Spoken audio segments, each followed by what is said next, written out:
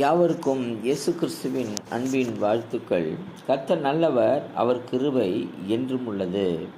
எனக்கருமையான தேவஜனமே, இன்றைக்கு தேவனால் அருளப்படுகிற வார்த்தை, ஆகையால் நீங்கள் மாயமற்ற சகோதர சிநேகமுள்ளவர்கள் ஆகும்படி ஆவியினாலே சத்தியத்திற்கு கீழ்ப்படிந்து உங்கள் ஆத்துமாக்களை சுத்தமாக்கி கொண்டவர்களாய் இருக்கிறபடியால் சுத்த இருதயத்தோட ஒருவர் ஊக்கமாய் அன்பு கூறுங்கள்.